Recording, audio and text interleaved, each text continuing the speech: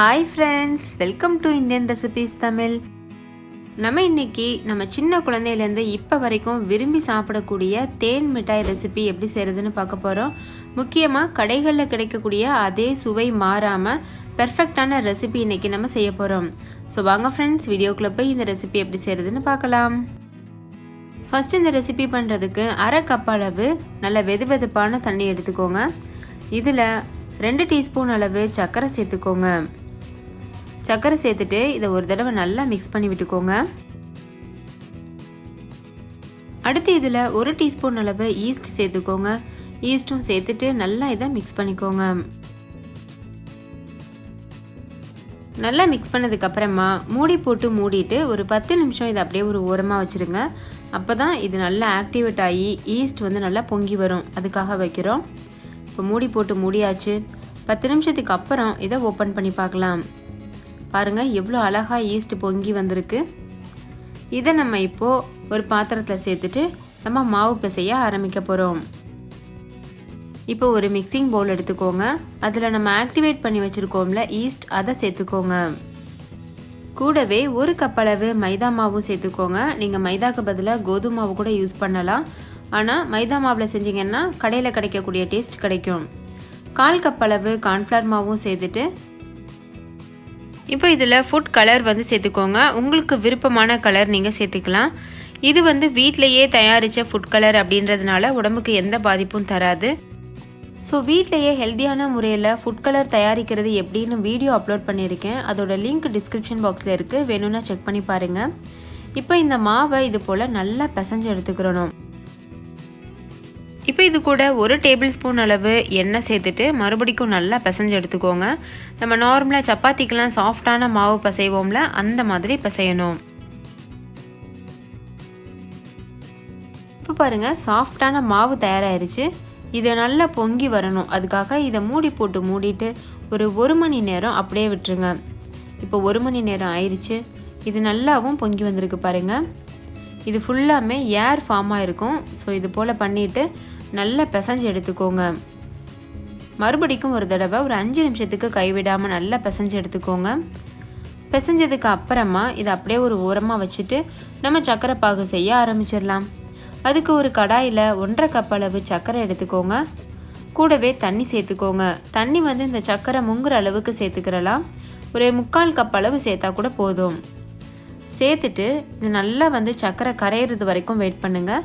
சர்க்கரை நல்லா கரைஞ்சதுக்கப்புறமா 10 நிமிஷம் மீடியம் ஃப்ளேமில் வச்சு நல்லா கொதிக்க வச்சு எடுத்துக்கோங்க. இப்போ இது கொதிக்கட்டும்.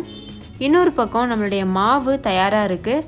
அதை இது போல் சின்ன சின்ன உருண்டைகளாக உருட்டிக்கோங்க. பாருங்கள், அந்த மாதிரி. நீங்கள் இந்த மெத்தட்லையும் பண்ணலாம், இல்லை இதை விட ஈஸியான ஒரு மெத்தட் இருக்குது. அதுவும் நான் உங்களுக்கு வீடியோ கடைசியில் சொல்லியிருக்கேன். ஸோ அதையும் பாருங்கள். உங்களுக்கு எந்த மெத்தட் ஈஸியாக இருக்கோ அந்த மெத்தடில் நீங்கள் பண்ணிக்கிறலாம். இந்த மாதிரி நீங்கள் உருட்டி உருட்டி போடுறதுனால என்ன ஆகும் அப்படின்னு பார்த்தீங்கன்னா, பெரிய பெரிய தேன் மிட்டாய்கள் கிடைக்கும். கடையில் கிடைக்கிற மாதிரி சின்ன சின்னதாக தேன் மிட்டாய் இருக்கணும்னா 2வது மெத்தடை பயன்படுத்தி பாருங்கள். இப்போது நம்ம நல்லா உருட்டியாச்சு. இப்போ இது ஒரு ஓரமாக இருக்கட்டும். இன்னொரு பக்கம் நம்ம சர்க்கரை பாகு வச்சுருந்தோம்ல, அது 10 நிமிஷம் நல்லா கொதிச்சிருச்சு.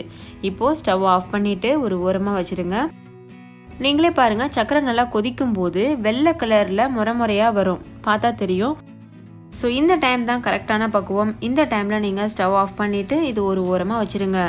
அப்புறமா நம்ம எண்ணெயை நல்லா சூடுபடுத்திட்டு அந்த சின்ன சின்ன உருண்டைகளாக உருட்டி வச்சுருக்கோம்ல, அந்த மாவை இந்த எண்ணெயில் போட்டு மீடியம் ஃப்ளேமில் வச்சு 2 பக்கம் திருப்பி விட்டு நல்லா பொரிச்சு எடுத்துக்கிறணும். இந்த சின்ன சின்ன பாலாக உருட்டி இருக்கோம்ல, இதை போட்டதுமே நம்ம திருப்பி விடக்கூடாது. ஒரு 1 நிமிஷம் வெயிட் பண்ணுங்கள். அதுக்கப்புறமா நீங்கள் கரண்டி வச்சு திருப்பி விடலாம். இப்போது நான் கொஞ்சம் பால்ஸ் சேர்த்துருக்கேன். சேர்த்ததுக்கப்புறமா இது போல் 2 பக்கம் திருப்பி விட்டு பொரிச்சு எடுக்கணும். இப்போ நீங்கள் பார்த்தீங்கன்னா தெரியும், பெரிய பெரிய தேன் மிட்டாய்கள் தான் நம்மளுக்கு இதில் கிடைக்கும். உங்களுக்கு சின்ன சின்னதாக கடையில் இருக்க மாதிரி இருக்கணும்னா நான் சொன்னது போல் 2வது மெத்தடை பயன்படுத்துங்க. அவ்வளோதான் ஃப்ரெண்ட்ஸ். இப்போ பாருங்கள், அந்த தேன் மிட்டாய்கள் நல்லா பொரிஞ்சிருச்சு. இதை எடுத்துகிட்டு நம்ம சர்க்கரை பாகு செஞ்சு வச்சுருக்கோம்ல, அதில் சேர்த்துடலாம். உங்களுக்கு இன்னும் நல்ல கலர் கிடைக்கணும் அப்படின்னா நீங்கள் சர்க்கரை பாகுலையுமே கொஞ்சம் போல் ஃபுட் கலர் சேர்த்துக்கோங்க. அப்போ இன்னும் நல்ல கலர் கிடைக்கும். இப்போ நான் சர்க்கரை பாகில் கொஞ்சம் போல் ஒரு 1 ஸ்பூன் அளவுக்கு ஃபுட் கலர் சேர்த்து வச்சுருக்கேன். ஸோ அதனால் நல்லா ரோஸ் கலரில் இருக்குது. இந்த பால்ஸ்லாம் உள்ளே சேர்த்ததுக்கப்புறமா 10லேருந்து 15 நிமிஷத்துக்கு அப்படியே ஊற விடுங்க. அப்போ தான் அந்த சர்க்கரை பாகை நல்லா உறிஞ்சிட்டு நம்ம தேன் மிட்டாய்கள் நல்லா வந்து ஜூஸியாக இருக்கும். ஸோ இதை நீங்கள் 15 நிமிஷத்துக்கு அப்புறம் வெளியில் எடுத்து வச்சதுக்கப்புறமா நல்லா ஆற வச்சுருங்க. ஆறுனதுக்கப்புறம் இந்த சர்க்கரையெல்லாம் நல்லா கிறிஸ்டல் ஆயிரும். அதுக்கப்புறம் நீங்கள் டப்பாவில் போட்டு ஸ்டோர் பண்ணி வச்சுக்கலாம். பாருங்கள், இதே போல் மீதி இருக்க எல்லா மாவையும் நான் பொரிச்சு எடுக்கிறேன். இதே ப்ராசஸ், சேம் ப்ராசஸை நீங்கள் கண்டினியூ பண்ணுங்கள். இதே போல் பொரித்து சர்க்கரை பாகில் சேர்க்கணும். இப்போ நம்ம ரெண்டாவது மெத்தட் பார்க்கலாம். நம்ம செஞ்சு வச்சுருக்க மாவுலேருந்து ஒரு பகுதியை பிரித்து எடுத்துகிட்டு இது போல் பூரிக்கட்டை மேலே வச்சு கொஞ்சம் போல் மைதா மாவு தடவி சப்பாத்தி மாவு போல் திரட்டிக்கோங்க. திரட்டினதுக்கப்புறமா இது போல் ஒரு குக்கி கட்டர் வச்சு கட் பண்ணுங்கள். அப்படி இல்லைன்னா நம்ம வீட்டில் மூடி டம்ளர்லாம் வச்சுருப்போம்ல சின்ன சின்னதாக, அந்த மாதிரி இருந்ததுன்னா நீங்கள் அது வச்சு கூட கட் பண்ணலாம். கட் பண்ணிவிட்டு இதை நீங்கள் பொரிச்சு எடுக்கும்போது கடைகளில் கிடைக்கக்கூடிய மாதிரி குட்டி குட்டி தேன் மிட்டாய்கள் கிடைக்கும். இப்போது இதையும் நான் பொரித்து காமிக்கிறேன் பாருங்கள். அந்த தேன் மிட்டாய்க்கும் இதுக்கும் ரொம்பவே டிஃப்ரெண்ட் இருக்கும் உங்களுக்கு. இதை நீங்கள் பொரிக்கும்போது ரொம்ப சின்ன சின்னதாக இருக்கும். பாருங்கள் எவ்வளோ அழகாக புஷ்ஷுன்னு வருது. ரொம்பவே சூப்பராக இருக்கும் இது பண்ணும்போது. இந்த மாதிரி சின்ன சின்னதாக பொரிச்சு எடுக்கிறதுக்கு கொஞ்சம் டைம் எடுக்கும். ஏன்னா நிறைய தேன் மிட்டாய்கள் கிடைக்கும், அதனால் கொஞ்சம் டைம் எடுக்கும். ஆனால் டேஸ்ட் வைஸ் பார்த்திங்கன்னா இந்த மாதிரி பொரிச்சு எடுக்கிற தேன் மிட்டாய்கள் ரொம்பவே டேஸ்ட்டாக இருக்கும். அந்த நம்ம ஃபஸ்ட்டு மெத்தடில் உருட்டி சேர்த்தோம்ல, அந்த மாதிரி பண்ணிங்கன்னா ரொம்ப ஈஸியாக சுலபமாக வேலை முடிஞ்சிடும், சீக்கிரத்துலேயே வேலை முடிஞ்சிடும். ஆனால் இதோடைய டேஸ்ட் அதில் இருக்காது. ஸோ இதையும் இப்போ நல்லா பொரிச்சாச்சு. பொரிச்சதுக்கு அப்புறமா இதை நம்ம செஞ்சு வச்சுருக்க சர்க்கரை பாகில் சேர்த்துட்டு 10லேருந்து 15 நிமிஷம் வெயிட் பண்ணிவிட்டு அதுக்கப்புறம் நீங்கள் வெளியில் எடுத்துடலாம்.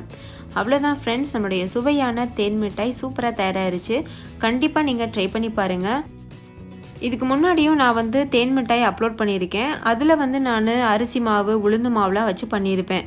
ஸோ அதை விட இந்த மாதிரி பண்ணிங்கன்னா தான் ரொம்பவே பெர்ஃபெக்டான டேஸ்ட்டு கிடைக்குது, கடை டேஸ்ட்டு கிடைக்கும். நீங்கள் அரிசி மாவு உளுந்து மாவுலாம் வச்சு பண்ணும்போது கூட கடையில் கிடைக்கிற மாதிரி டேஸ்ட் இருக்காது, அது ஒரு வித்தியாசமான டேஸ்ட்டில் இருக்கும்.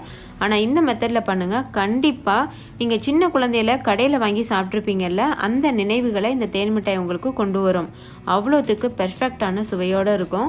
ஸோ ஃப்ரெண்ட்ஸ், கண்டிப்பாக ட்ரை பண்ணி பாருங்கள். ட்ரை பண்ணிவிட்டு உங்கள் எக்ஸ்பீரியன்ஸ் எப்படின்றதுன்னு கமெண்ட்லேயும் கூட ஷேர் பண்ண மறந்துடாதீங்க. இப்போ இந்த தேன் மிட்டாயை எடுத்து உடைச்சு பார்க்கலாமா? வாவ், நீங்களே பாருங்கள் எவ்வளோ ஜூஸியாக. நம்ம கடையில் வாங்கும்போது எப்படி வந்து வாயில் அந்த சீராப்பாகு சொட்ட சொட்ட சாப்பிடுவோமோ அதே ஒரு அனுபவம் உங்களுக்கு கிடைக்கும். ஸோ கட்டாயம் ட்ரை பண்ணி பார்த்துட்டு உங்கள் எக்ஸ்பீரியன்ஸ் எப்படி இருந்ததுன்னு கமெண்ட்லேயும் கூட ஷேர் பண்ண மறந்துடாதீங்க. இந்த வீடியோ உங்கள் எல்லாருக்கும் ரொம்ப பிடிச்சிருக்கும்னு நம்புகிறேன். பிடிச்சிருந்தா லைக் பண்ணுங்கள், உங்கள் ஃப்ரெண்ட்ஸ் கூட நிறைய ஷேர் பண்ணுங்கள். ஸோ அவங்களும் பார்த்து பயன்பெறட்டும். இன்னொரு சூப்பரான ரெசிபியோட நான் உங்களை சந்திக்கிறேன்.